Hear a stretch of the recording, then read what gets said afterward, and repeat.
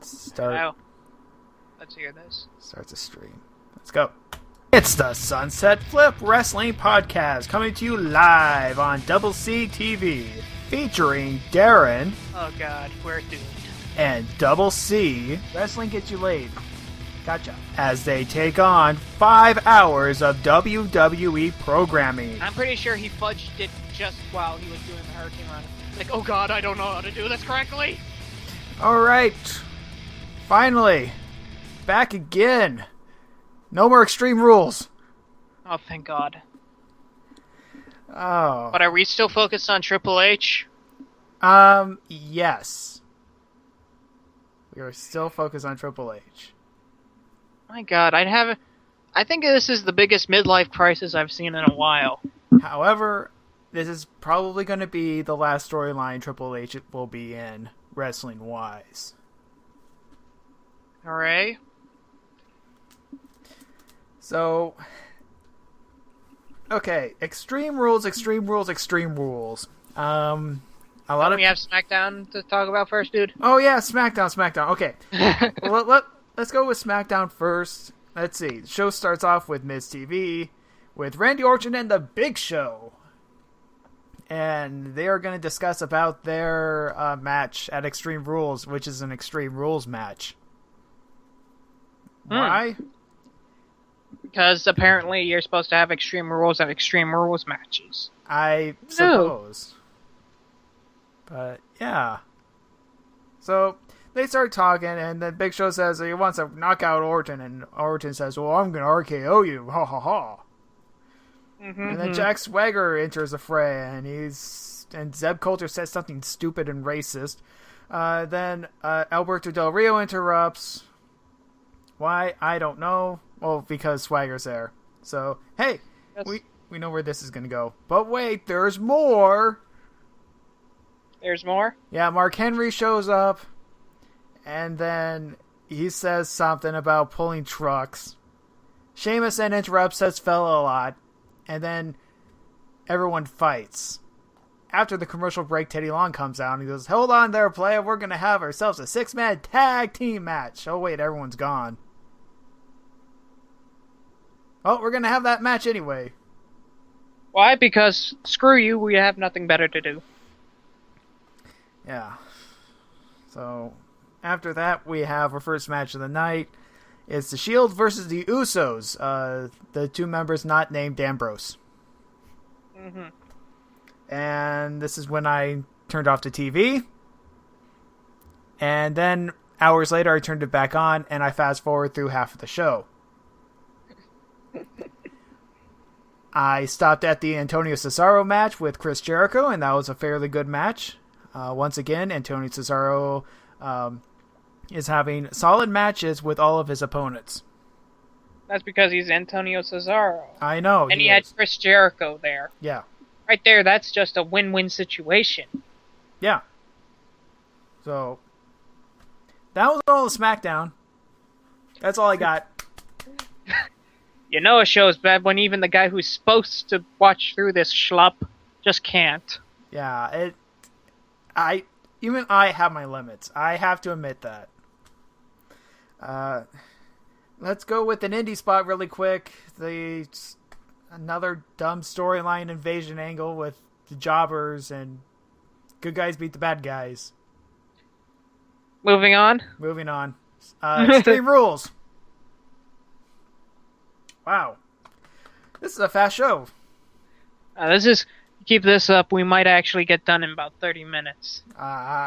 Okay, so the Extreme Rules. Okay, so here we go. Chris Jericho over Fandango. He wins with a super code breaker. This is when Fandango was going to go for his leg drop. However, it got turned into a code breaker.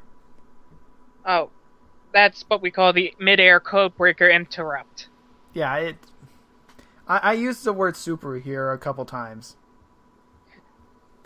In all these results.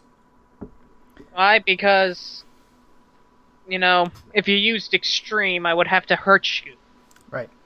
The U.S. Championship match, Kofi Kingston versus Dean Ambrose. Guess what? What? Dean Ambrose wins! Yes. Isn't that a shock? Yes. In this match, Dean Ambrose uses the cross-face chicken wing. And it actually puts it on pretty solidly, too. And he also pulled off a butterfly superplex. Nice. Which was crazy. And he wins cleanly. Now... No interrupts between the other guys? Right. In fact, during the entrance, Ambrose told the other guys to go back to the back. During the entrance. Wow. My God. There's another reason why I'm starting to hate this team. They're Mary suing the crap out of this team, aren't they? I know. It's the new generation where wrestling ability actually matters.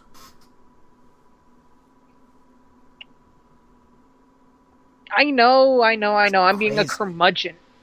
I know I'm being the old curmudgeon, but Jesus Christ. I'm marking out so much.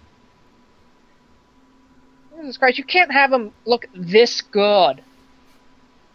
They damn near look like unstoppable.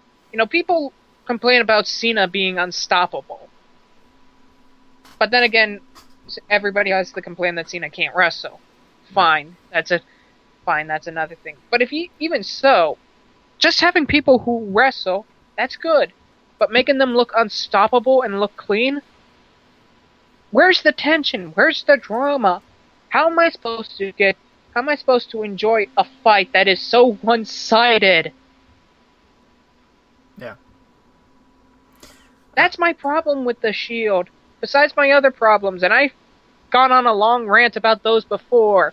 And I went on a rant on Twitter last night because of those problems. Oh. Let's move on to the strap match between Sheamus and Mark Henry. I figured I'd like this because I've never seen a strap match before. I like the strap match, however, I did have an issue with it, with the finish. Now, I wasn't really pulling for either guy. I just wanted to see a good match. Mm-hmm. Pretty much got that. Sheamus wins by touching the three corners. He's going to go get to the fourth corner. Mark Henry stops him. Going for the World's Strongest Slam, Sheamus gets out, bro kick, he touches the corner. Now, you can argue that would be a stoppage and Sheamus would have to start all over again. Yeah, I was going to say, isn't it the rules that you have to touch him consecutively? Yeah. What bullshit. Yeah. That's one of my major issues with the pay-per-view. One of the major issues. I could go on to about other major issues as well. But we'll get to those at times. Yeah. Next up is the I Quit match with Alberto Del Rio and Jack Swagger. So this is the first match where Jack Swagger actually uses the grapevine for his Patriot lock. Mm-hmm. And he did it very sloppily. Give it a few more times and he'll get it right. But he's starting...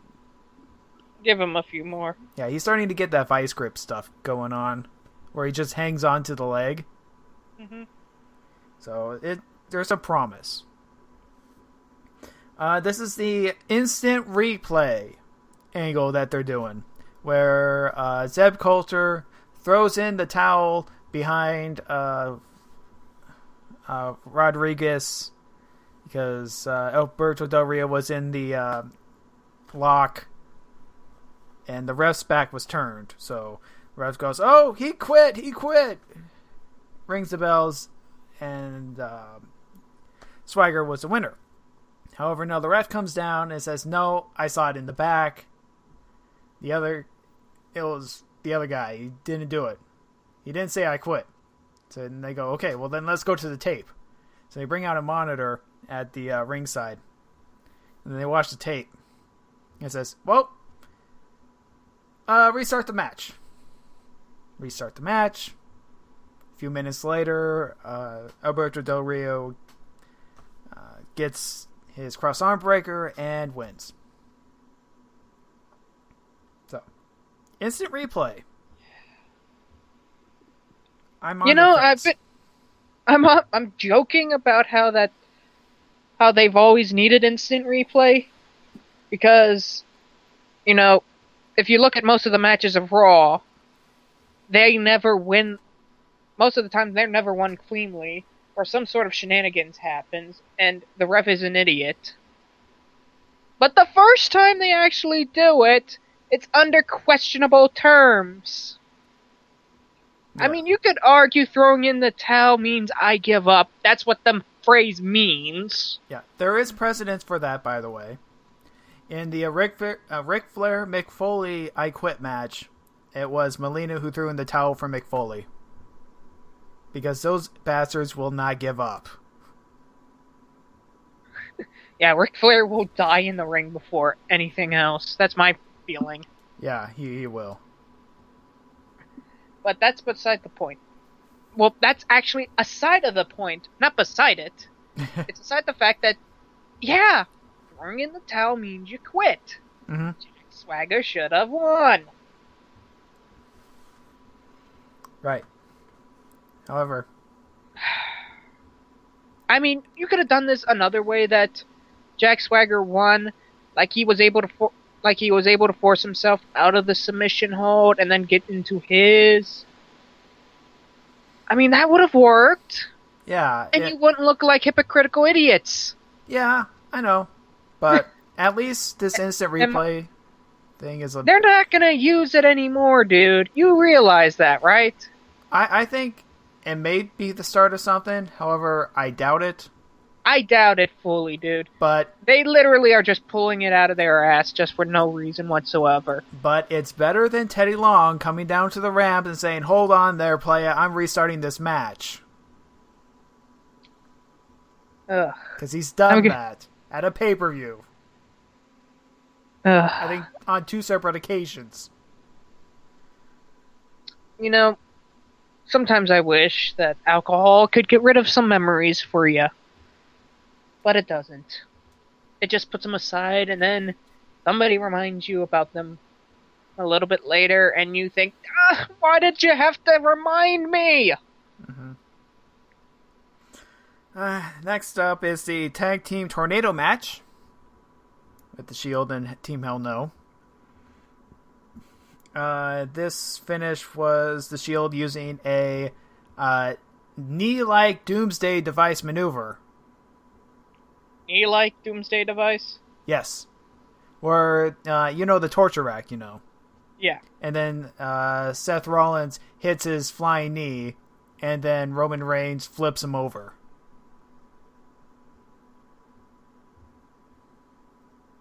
Yeah, that... sort of thing.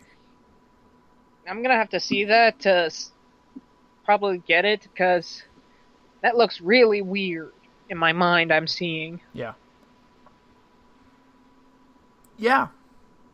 But it works. And that's how they got the victory. They got the victory cleanly as well? Yes.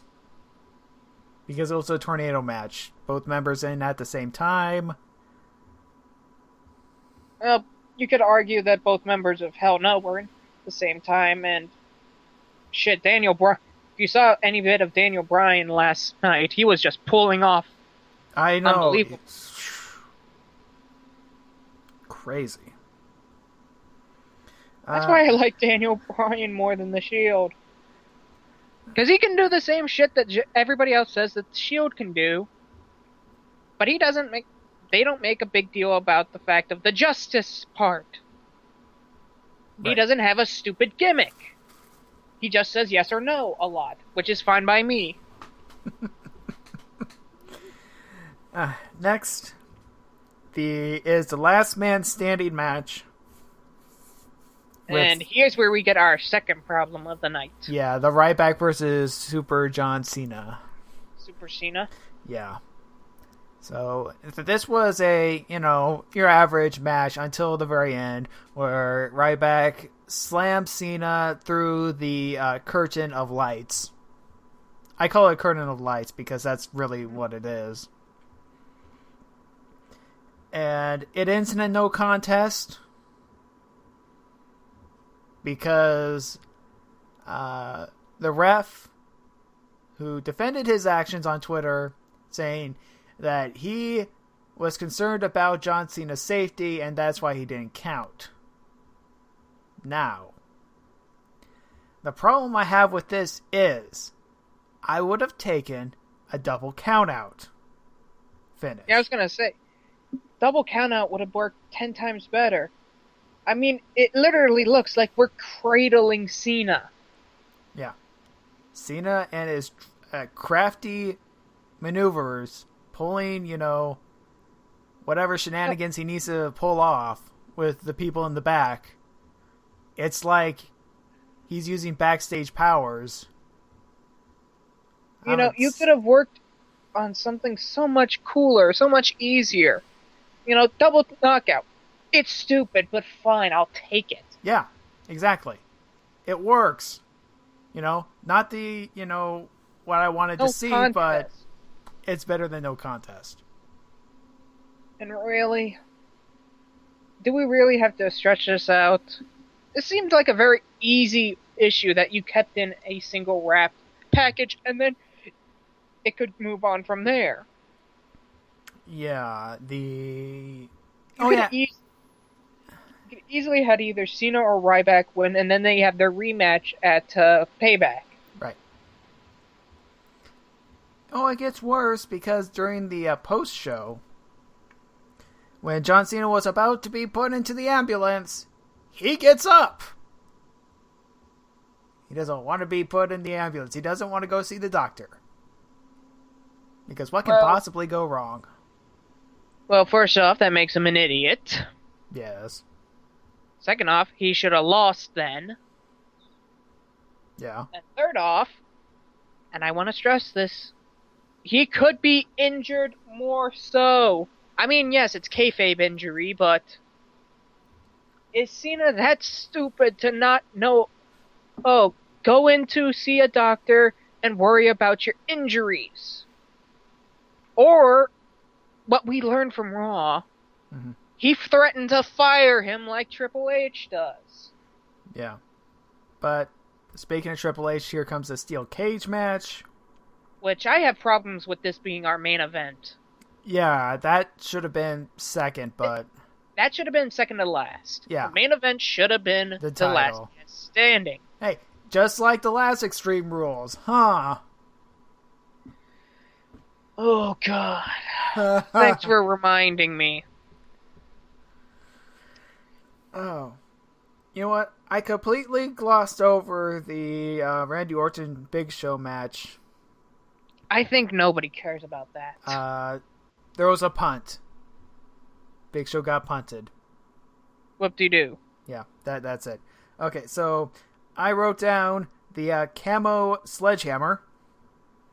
Camo sledgehammer. Yes, it was a sledgehammer painted silver, so you can hide it in the rafters of the brand new steel cage, which looks awfully flimsy. So pretty much it looks like a piece of shit. Right. Hey, but it's got the WWE logo laser etched into the sides of the rafter part things. Laser Good. cut. What if that thing falls over and hurts one of your employees? Because flash bomb.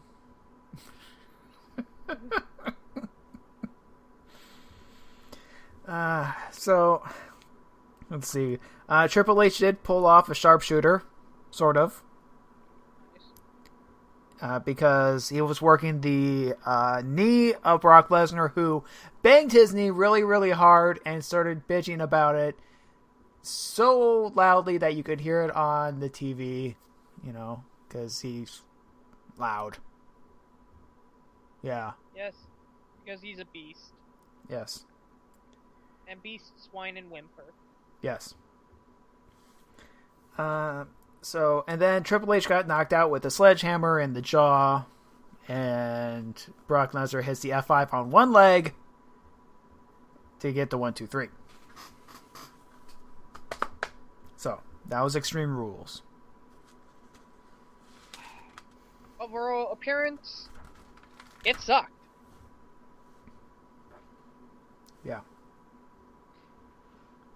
Even the match I could give somewhat of a pass was the strap match. That had a shitty ending. Yeah, it did. It had problems.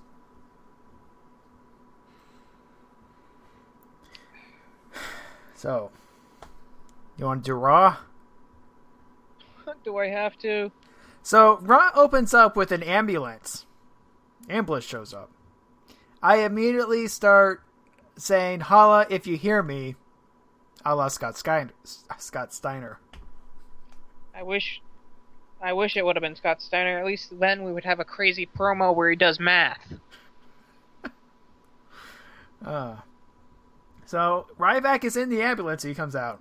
He climbs on top of the ambulance and says that he's pissed off at the outcome of the match. So am I. And he says, well, since John Cena doesn't want to go to the doctor, we're going to have an ambulance match, so he has to go to the doctor. And wishes John Cena and the WWE Universe to go to the morgue. So pretty much he wants himself out of a job, is what you're saying. Yeah. He wants to wish death on his opponent and the people who support him. And the company he's in. Yeah. Because, TNA is so much better.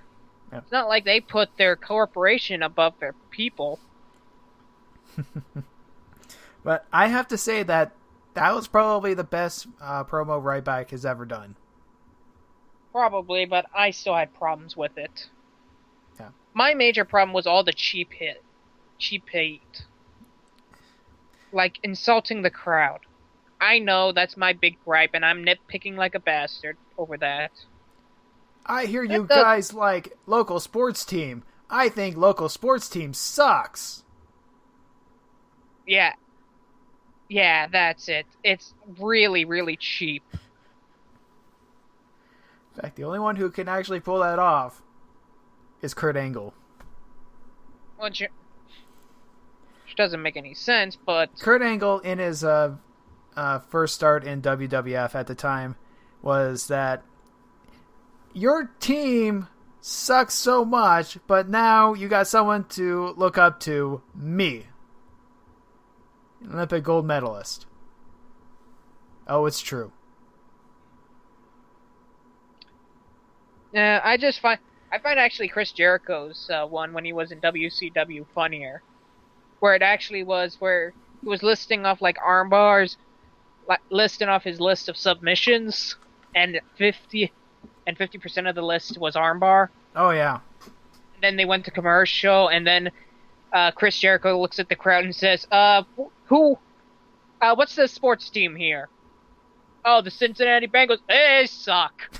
Piece of shit team. And then he goes, then when it gets back on, he's reading off the list again. I love Chris Jericho. He's insane but awesome at the same time. We come back from a commercial break, and we are treated to Sonic milkshakes. Because that's a sponsor.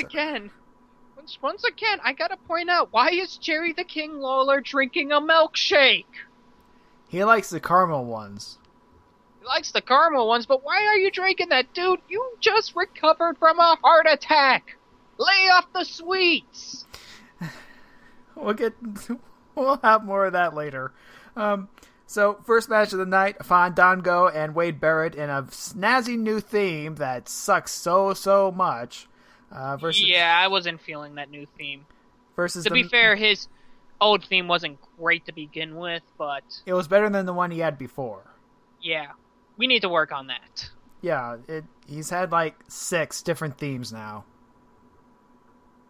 That's not including the core ones that he has in the past. There were like 4 different core theme songs. What do you think that Barrett just doesn't like his theme songs and is trying to keep on getting new ones, but management is saying, no, we'll give you this instead. Fuck it, alright. as they take on The Miz and Chris Jericho. Oh my god. This was a really, really, really lame match. Fandango, after wrestling a bit, decides to quit and dances with Summer Rae. And Wade Barrett is looking at him going, "What the fuck, dude?" And yeah, Wade Barrett is all kinds of pissed off. And also, I love Miz's reaction. What the hell is going on here? It's like, hey, I leave for a month and you're feuding with this guy? My god, man, we're going downhill fast. But then again, that also props up my reason why I call Fandango Mr. Weenie. Because anybody can guess, he's the biggest weenie we have on the planet. So after the... okay, let's see. Wade Barrett taps to the figure 4. Left to die because of Fandango. Fandango leaves and runs over a fan while he escapes. Nice. Which was kind of hilarious. Chris Jericho then pulls a fast one on Summer Rae, dances with her a bit, tries to go for a kiss. Is like, I fooled you. I'm that charming. I'm that charming, lady.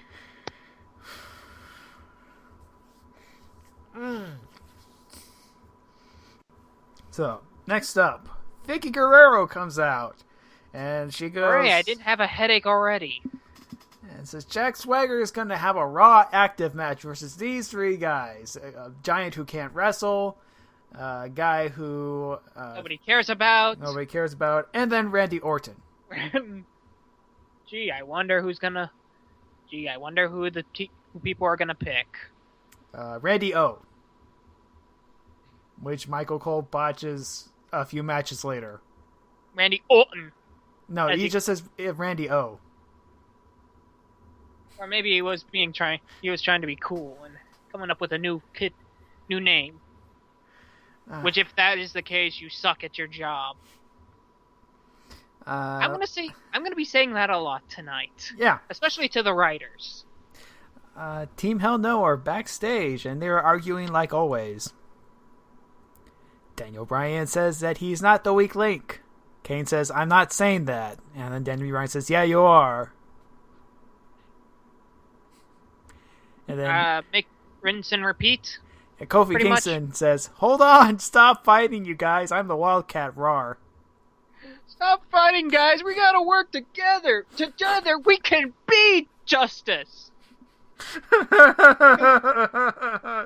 Oh, Kofi, get a new gimmick, please. Oh, that one was for you, Linkara.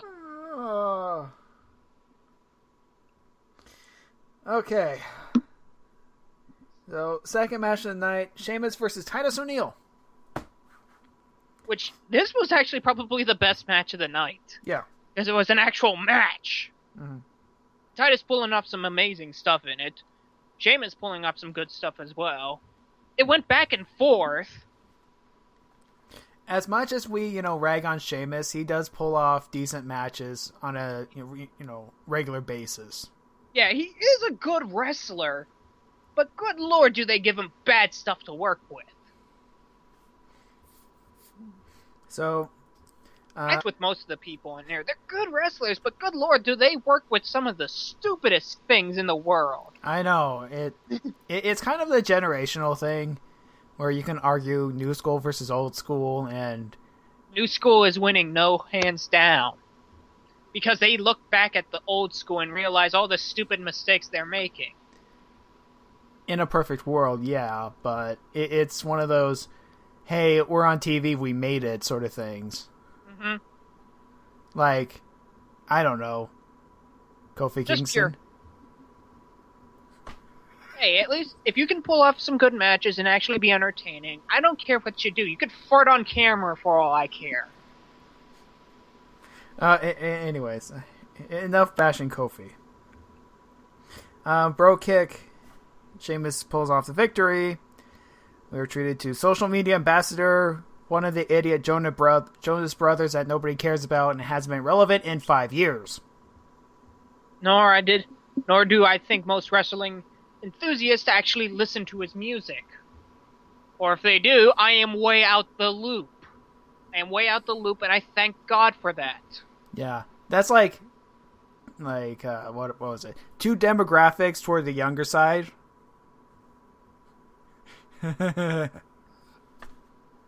What's supposed to be the demographic for wrestling? It's PG stuff, so I know that's at least like 7-year-olds.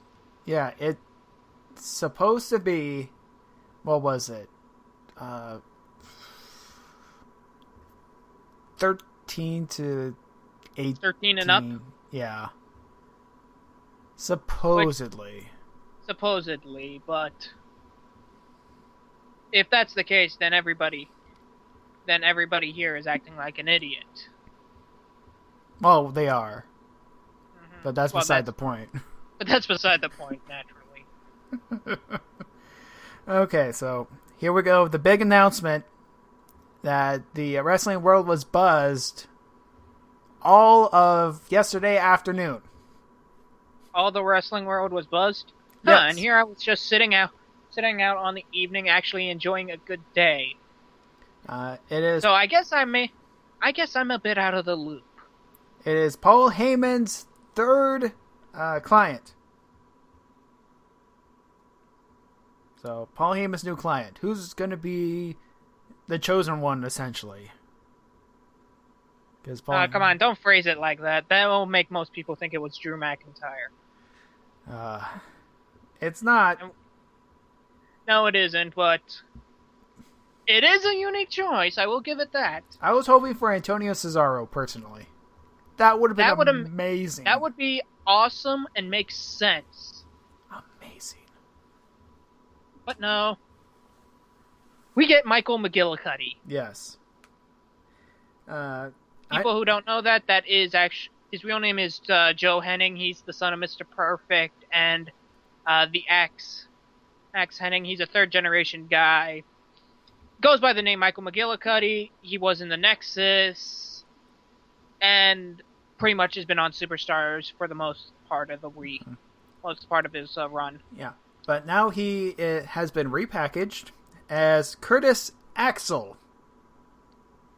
You know, after his father's name and his grandfather's gimmick. Yeah. Which I can get behind the name Curtis Axel. Actually, that doesn't sound that bad. Yeah. Yeah. It's all right. Yeah. It could work.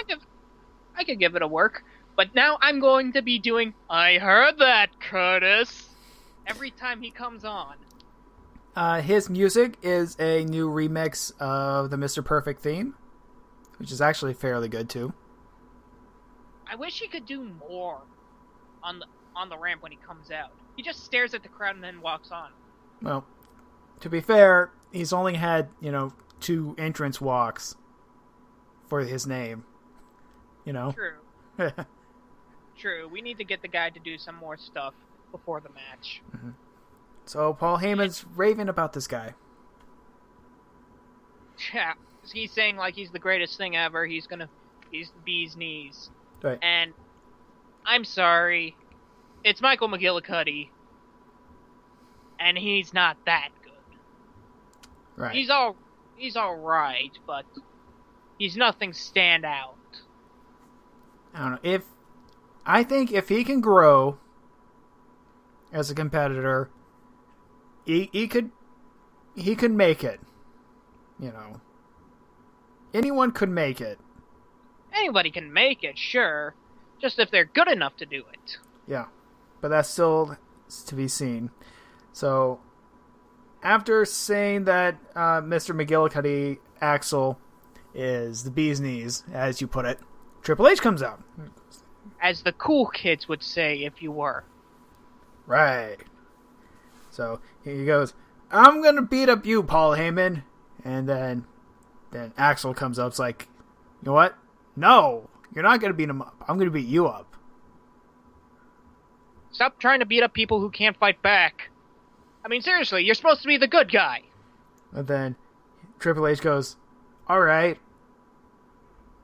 Slaps him in the face and then says, "I'll beat up you." Yeah. Later tonight. Because, I'm supposed to be the good guy. I'm the guy that everybody cheers for. Yet I insult, bully, and beat up people. Yeah. I don't want to be a star. I'm not gonna touch that one with a 5-foot pole, dude. I've already done that joke. Okay. Third match of the night. Alberto Del Rio versus Big E. Big E. Langston. Yes. Or as I like to call him, Biggie Smalls. Yes. And he's got to be like the 10th wonder of the world, because I don't know how he can stand up correctly. I just feel like he's going to fall over forward. Do you have a feeling that guy's just going to have a very bad career where his knees and ankles are going to give him shit for the entire workout? I'm just more worried about his back. I don't think his back is going to give out more than his knees will. I mean, you know how some women with like large breasts have back problems. Yeah. But Big E's pectorals are like 3 feet from his body. He's got at least an A cup, dude. At least. His breasts are bigger than AJ's. They are. Mark Henry, how do you get your pectorals all the way around your body? Actually built them up correctly. Okay. Oh, speaking of Mark Henry, guess where he is? Home. Yes, he's home. That's right. Mark Henry's taking his break. Yes. So, because that's what I do. I go home. I had enough of this bullshit. I'm with you, Mark. To the match at hand, Big E pretty much powers out of every single thing Del Rio can dish out. Mm-hmm. And AJ throws a bucket. And then Big E wins with his move that he does. That weird-ass move that's supposed to hurt, but I don't see how it works. Big Finish, I think it's called. Yeah, I know it's called, like, the Big Finish, but I still don't get how it's supposed to hurt more than others. I guess he's just that big. Okay. After a commercial break, we have another match, fourth match, Layla versus AJ. And, I thought you guys were trying to prevent concussions. I thought they were trying. I thought they were more pushing the fact that AJ is bi. They keep on doing that same submission move that she does. It's called the Black Widow. Black Widow. If she keeps on doing the Black Widow, she's going. Most of the time, everybody's going to be tapping her ass. Because everyone is tapping that. Oh!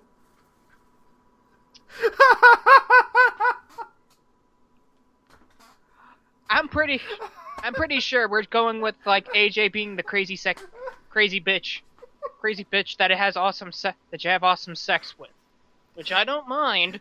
Any of those ladies out there, I love a crazy lady, but I'm not gonna give you my own phone number. AJ is the epitome of all of the Divas division in the Attitude Era rolled into one. No, she's not one. She's not China. China doesn't count. Mainly for the fact that she doesn't have the body size of China. No, I'm just talking about everyone else. Well, to be fair, there are not a lot of women like China. Or men. Oh. Or men, to be fair, yeah. Just hitting them out of the park today. You know, because we got this crappy thing going on with Raw, and then we got the Xbox thing going on. It's just don't get me started on another Xbox.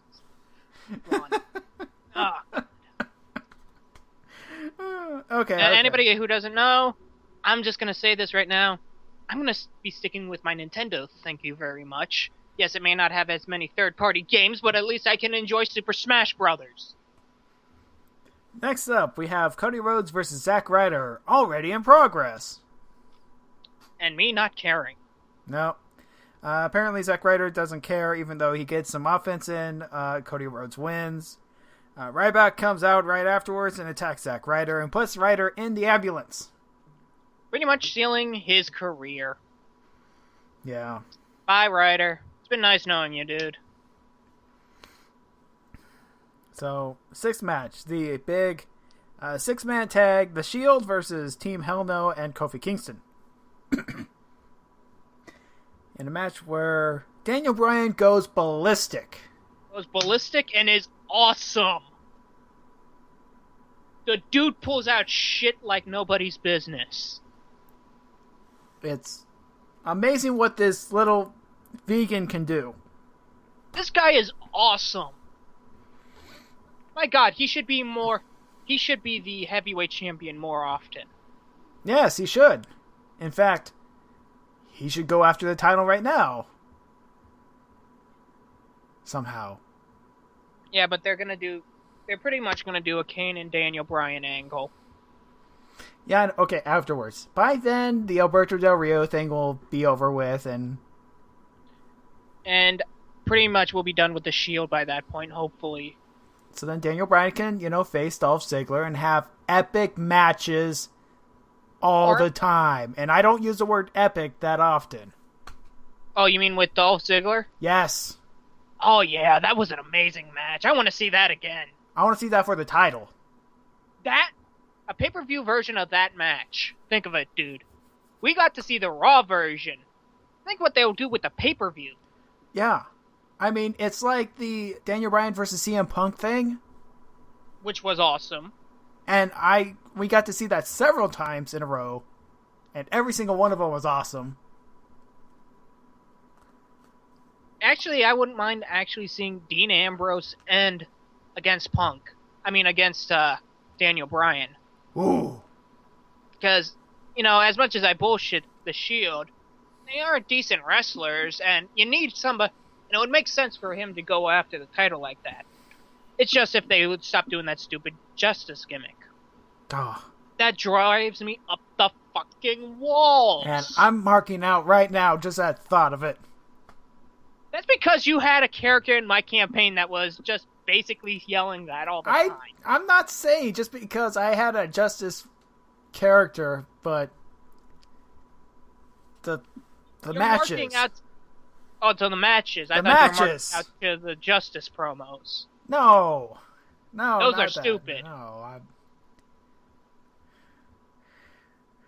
Okay, so there was a double suicide dive, Shield shenanigans, Spear working together. And they once again look amazing. Yes, Shield wins. Okay. Now we got to calm down from that as we go backstage. I could go flipping my head over how pretty much still they look too damn perfect. That's my problem. It's too damn perfect. There's no sense of detachment from the group. There's no sense of people.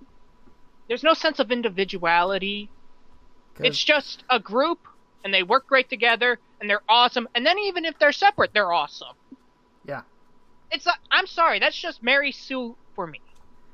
It actually reminds me of the Radicals. I know. I'm being curmudgeon. I'm being a little over-annoyed at a heel team that I'm supposed to hate. But I'm sorry, they just look too damn good. Now, yeah, like I said, it reminds me of the Radicals back in 2000 when that was when Dean Malenko, Eddie Guerrero, Chris Benoit, and Perry Saturn came over to WWF all at once. I could allow that because I know those guys are veterans. And those guys have had experience, and I've actually seen them wrestle before. My major problem is that this is with a bunch of rookies, so to speak. They're that good, and they're just rookies. It's crazy. It bugs me as nobody's business. So like I said, to calm down from the whole situation with the Shield, we go backstage with Caitlyn. Another situation that we need to get into. Apparently she has the number of her secret admirer. And it's not Cody Rhodes, who takes pictures of himself and puts them on the internet. That's not disturbing at all. And thank you for that mental image, Cody. It's not the fact that you wear whitey-tighty boxer shorts to begin with. Let's see. Also, Caitlyn is acting like a crazy bitch. She just steals his phone out of nowhere. What an asshole. Well, women, they get what they want. Now that's just being sexist. I'd beat the shit out of a lady just the same way I would beat the shit out of a man if they did something like that. I'm an equal opportunity shit kicker. Seventh match, Jack Swagger versus Raw Active. It's Randy O. It's Randy Orton. Yes. Okay. JBL has a fit and goes, "Towels don't speak." He's mad about the I Quit match. You're all angry about that match. I wish sometimes that matches like that just never happen. Yeah. But then I get to watch this match. Swagger targets the leg throughout the entire match, puts on the ankle lock, remembers that he put it on the wrong leg, and switches legs. Nice job, Jack. And it looks like Randy Orton's going to tap out. He could have put the grapevine on, finish him off, but no, Orton escapes, RKO, bam, thank you ma'am. Pretty much the same stipulation as any other Randy Orton match. Yeah. So. Okay. Yay. Now, to our main event. Triple H versus Curtis Axel. Now, had to pay attention to what the commentators were saying. Apparently, Triple H couldn't eat at all since his match at Extreme Rules because he got hit in the mouth with the sledgehammer. In the face with a sledgehammer, yeah, that sort of does that to you. Yeah. Normally, your skull would be cracked, but since this is just WWE, you just got a broken jaw. Yeah. I mean, you get off lightly. Yeah, you put your fist on the head to make it 10 times more powerful. Yeah, because that works. Yeah. So let's see. I don't know where to even begin with this. Okay, let's go with the match part itself. Curtis Axel seemed, competent in the ring. He has a very nice drop kick. He's got a nice drop kick, which is fine. Yeah, he does the choke thing in the corner. You don't see that anymore. Mm-hmm. I don't know. In an actual match against, I don't know, maybe Zack Ryder, he'll do just fine, Maybe he'll look better, but I swear to God, I just looked at this match and I thought the entire time, he's not winning against Triple H. There's no way he can win against Triple H. Not because Triple H is supposed to win. I'm just saying that the dude has more experience and is pretty much more bigger and better than he is. He should wipe the floor with this kid. Mm-hmm. However, which pretty much that's how it came out. Yeah. Until Triple H started to get lightheaded at first. It was a gradual thing. He seemed exhausted. So pretty much he just was spinning his head a lot and just looking down a lot. Yeah. To the point where he had to have a timeout. Which apparently that's a thing. Yeah. It's probably like a rule that you don't see a lot of, but actually is a rule. Yeah, doctors and trainers are by him. He gets water, he tries to continue, can't. The doctors pretty much stop the match. Because mainly it looks like he has a concussion. Right. Jerry Lawler mentions how, he could have a stroke. Is he having a stroke? That's not what a stroke looks like. I know. But your arm freezes up and you're supposed to be stiffened by strokes. Yeah, Jerry Lawler eventually went on Twitter and apologized to Triple H about the stroke remark. Also, dude, you had a heart attack. You should know what happens when your heart stops pumping. To be fair, in interviews, he said that the only thing he remembered was wrestling and waking up that day. So, whatever. On Backstage Fallout on YouTube and soon to be Yahoo Video, I guess. Which we have to watch because it shows more. Why? Why can't we just have it on Raw like normal? Because it was Triple H saying that he remembered his entrance and that was it. Concussion storyline!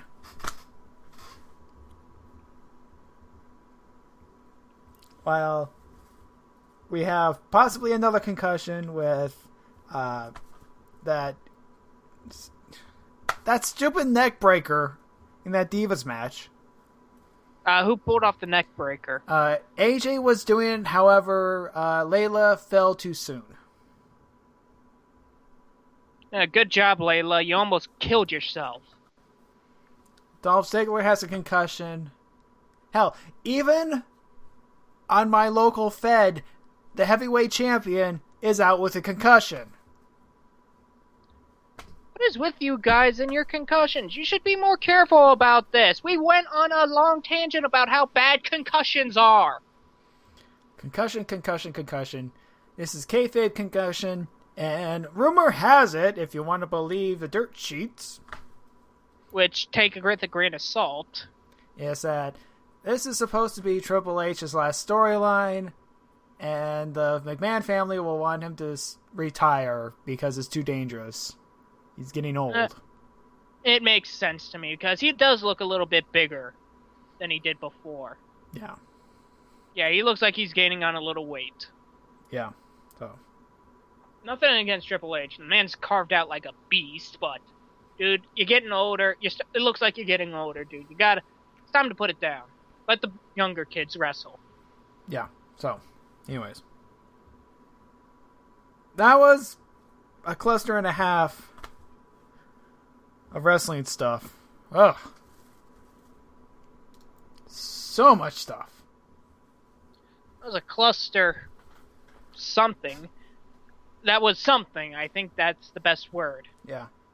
John Cena did not have an appearance.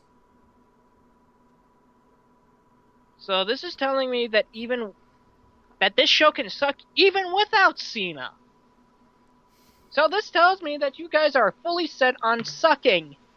And nobody can blame Cena for sucking anymore. Well, we will still blame him for sucking, but it can suck on its own. Yes. Congratulations. Cena can suck on his own. Right. I was going to say, dude, you got some weird fantasies there you're going on off in your head. I don't want to be at your house ever, ever, ever. Okay. I'm afraid to see what's in the closet. A little shrine, if you will. You act a big talk, but secretly you worship Cena like he's a god. Well, it depends on the temple you're talking about. I mean, there's like little pins. Oh, that type of temple. There's a pin in his shoulder, there's a pin in his neck, and there's a pin in his leg, and I have a little toy ambulance. I'm going to shove him in. What?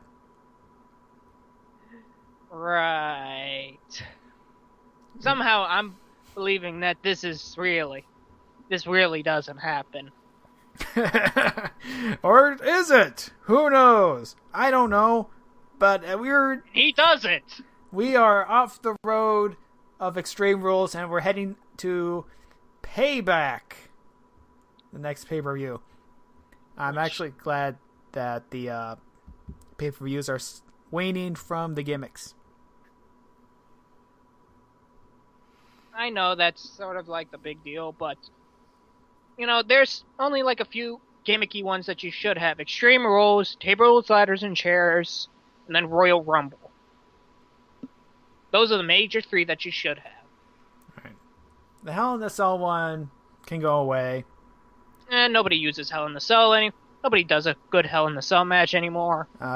Elimination Chamber should just go back to No Way Out. I actually like Elimination Chamber. I mean, sure, yeah, but it just seems so predictable. That's the problem. That's the problem. That's the problem. They have to make it better. Yeah. I mean, you don't win the Royal Rumble, so what do? Last ditch effort, the Elimination Chamber.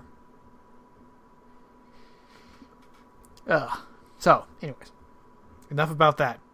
We're going to Payback. Road to Payback. And to say it now, if Payback's a bitch, then dear God, I don't want to see it. But you will see next week as we take on another Smackdown and Raw, and hopefully I'll be able to sit through Smackdown again on the next. Hopefully I won't scream at Raw. At the next Sunset Flip Wrestling Podcast. Dude, can I borrow your Cena voodoo doll?